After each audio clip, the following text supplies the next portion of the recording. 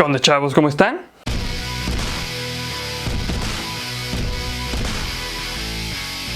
Estar en el ejército es intrínsecamente peligroso. La razón última de la profesión es luchar. Sin embargo, dentro del servicio, algunos trabajos son tan peligrosos que se destacan por encima de otros. Por ejemplo, los submarinistas durante la Segunda Guerra Mundial. Entre los submarinistas estadounidenses durante la Segunda Guerra Mundial, 3.406 murieron en acción de unos 16.000. Pero para Alemania fue mucho peor. Estadísticas de submarinos británicos y alemanes de la Segunda Guerra Mundial cita que de 40.900 submarinos alemanes, 28.000 murieron. Claramente era uno de los peores trabajos. Pero estar en un submarino durante la Segunda Guerra Mundial no fue la peor ocupación militar de la historia. Así que veamos 6 de los trabajos militares más peligrosos de la historia. Número 1. Operador de fuego griego. El Imperio Bizantino tenía un arma secreta que quemaba a sus enemigos hasta tostarlos: el fuego griego. Esta era una sustancia incendiaria que tenía la virtud de poder arder incluso en el agua. El fuego griego fue tan devastador que salvó la capital bizantina de Constantinopla varias veces de la conquista, sobre todo con su primer uso para romper el asedio establecido por los árabes en el año 678. Por supuesto, los lanzallamas modernos son armas peligrosas de usar, pero aquellos que dispararon fuego griego habrían estado en un peligro aún mayor, ya que la tecnología a disposición de los bizantinos era mucho menos sofisticada. También hay que considerar que no podían apagar este fuego con agua. Los relatos decían que una vez encendido, solo la orina, la arena y el vinagre podían apagar la sustancia. Los operadores dispararon esta sustancia líquida desde tubos de bronce y sifones en la proa de los barcos de bomberos especialmente diseñados. Los operadores precalentaron y presurizaron este líquido, que luego lo expulsaron con un brazo que tenía un alcance de hasta 50 pies, unos 15 metros. Los bizantinos incluso fabricaron proyectiles con la sustancia que fueron catapultados a los enemigos. Si bien no hay estadísticas sobre el número de muertes amistosas por el fuego griego, esta arma era tan potencialmente peligrosa para los operadores como lo era para sus objetivos. Número 2. Piloto de combate de la Primera Guerra Mundial. Volar aviones en la Primera Guerra Mundial fue visto como un trabajo militar sexy, usando una tecnología completamente nueva. Los pilotos eran los caballeros del aire. Sin embargo, había un inconveniente crítico para ser un piloto de la Primera Guerra Mundial. Con un alto número de muertes en la parte superior de la lista, los pilotos de combate durante la guerra tenían una vida útil increíblemente corta. La tripulación aérea podría esperar sobrevivir 10 semanas en promedio. El Fondo Benevolente de la Royal Air Force señala que 8.000 pilotos que volaban para la Royal Flying Corps murieron solo en el entrenamiento. Todo esto se explica por la naturaleza vulnerable de la tecnología. El vuelo era nuevo y los pilotos estaban en asientos abiertos, expuestos a los elementos y al fuego enemigo. El avión, compuesto en el diseño clásico de 2 alas, generalmente se construía con madera y lona, lo que lo hacía muy vulnerable al fuego o al colapso. Además, no había comunicación disponible entre el avión y tierra, y de hecho un piloto y un artillero solo podían comunicarse a través de señales con las manos.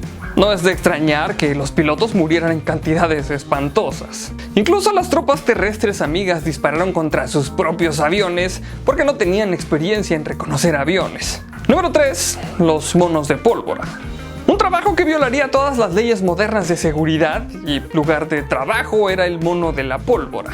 Si oyes hablar de un trabajo en el que niños de tan solo 7 años carguen material explosivo en un barco destartalado con explosiones a su alrededor, al menos informarías a alguna autoridad local. Sin embargo, en los días anteriores a cualquier seguridad en muchos trabajos y antes de las regulaciones sobre el trabajo infantil, este era un trabajo para niños pequeños y era el peor trabajo imaginable.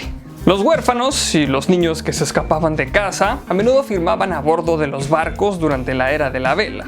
Algunos de estos niños, especialmente si eran pequeños y rápidos, podrían ser asignados para ser un mono de la pólvora o un chico de la pólvora, desempeñando una función crítica en combate, dado que no era aconsejable tener grandes cantidades de pólvora explosiva junto con los cañones del barco. Durante una batalla, un mono de pólvora corría hasta la bodega del barco y llevaba sacos de pólvora hasta la tripulación de un cañón. Los monos de la pólvora fueron utilizados por todos los países, incluido Estados Unidos durante la Guerra Civil. Según el Museo Nacional de la Marina de los Estados Unidos, estos niños de entre 10 y 14 años eran las personas con la clasificación más baja a bordo del barco y les pagaban $6 al mes. Ser un mono de pólvora era realmente un trabajo con un estatus bajo, un salario bajo y la posible incineración como única recompensa. Número 4. Batallones penales de la Segunda Guerra Mundial. En 1942, el dictador soviético Joseph Stalin emitió la Orden 227, que estableció unidades penales especiales que castigaban las demostraciones de cobardía durante la guerra. Varios documentos de la época señalan que la práctica de asignar soldados condenados o en consejo de guerra a unidades especiales se utilizó en varios países desde el siglo XIX. La orden de Stalin llamó específicamente a los soldados que desertaron o se retiraron para ser enviados a luchar en los sectores más peligrosos de la guerra. Esto también siguió una práctica similar de los alemanes bajo el mando de Hitler, que permitió a ciertas personas pedir el perdón del régimen fascista, ofreciéndose como voluntarios para luchar en escenarios de acciones peligrosas, como el Frente Oriental contra los soviéticos. Para los soviéticos, estas unidades se expandieron durante la guerra para acoger a delincuentes de todo tipo. Esto incluiría más tarde a los prisioneros de guerra rusos liberados que estaban siendo castigados por haberse rendido, porque estar en una unidad penal era mejor quizás que la ejecución, pero no por mucho.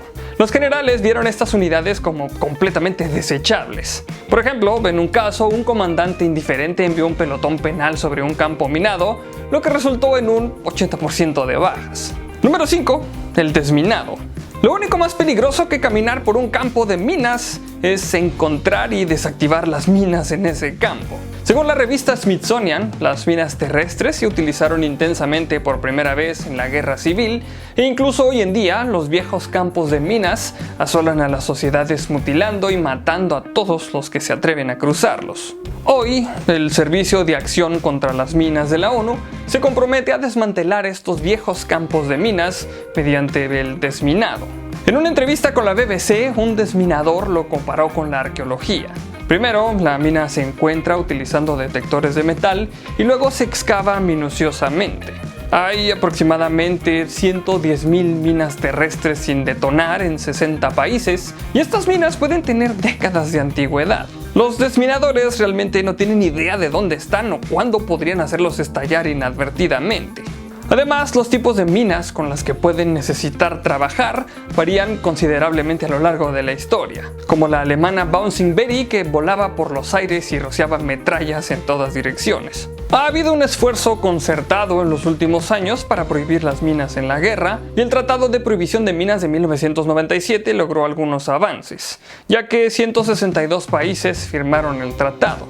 Sin embargo, los no signatarios siguen utilizando minas terrestres. Por otro lado, el desminado puede proporcionar satisfacción. Un desminador citado en Journal of Conventional Weapons Destruction dijo: "Sientes que realmente estás haciendo algo bueno cuando estás involucrado activamente en la limpieza de tierras en áreas afectadas por la pobreza para que la gente cultive, recolecte agua y construya edificios". Número 6. Remeros de galeras de guerra.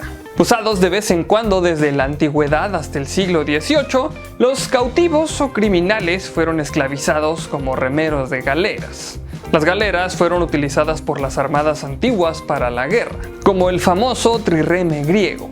Sin embargo, dependiendo del periodo y la cultura, los remeros podrían haber sido esclavizados o libres. Los atenienses y romanos, por ejemplo, usaban remeros libres. Sin embargo, otras culturas no lo hicieron, incluidos los ptolomeos del antiguo Egipto.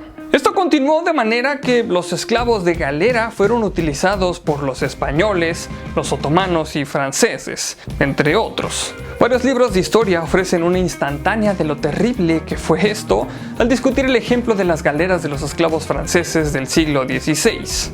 Los esclavizados eran típicamente marcados y sentenciados hasta una década de remo. Casi siempre los mantenían encadenados y se veían obligados a comer, dormir y trabajar dentro de sus propios desechos. Si un esclavo se desmayaba, generalmente lo arrojaban por la borda, aunque generalmente le cortaban la garganta primero para no tener que pasar por toda esa tortura de ahogarse y eso. Y por supuesto, si el barco en el que estabas trabajando se hundía, las cadenas no les permitirían ningún medio de escape. Si bien el último enfrentamiento naval importante con remeros de galeras esclavizados fue en 1571 en la batalla de Lepanto, la práctica continuó durante al menos otros 150 años. Muchas gracias a ti por ver este capítulo, pero sobre todo muchísimas gracias a todos los Patreons que me apoyan para seguir haciendo estos videos. Si quieres apoyarme en Patreon, aquí abajo está la liga para ir a mi página. Recuerda compartir el video con tus amigos y si no estás suscrito al canal, este es el mejor momento para hacerlo. Por aquí abajo te estaré dejando mis redes sociales para que me sigas y podamos estar más en contacto. Y recuerda que hay videos nuevos casi todos los días. Recuerda también darle click a la campanita para que te lleguen todas las notificaciones de los videos. Solamente me queda recordarles que mi nombre es Haroldo Montaño y como siempre, nos veremos en el futuro.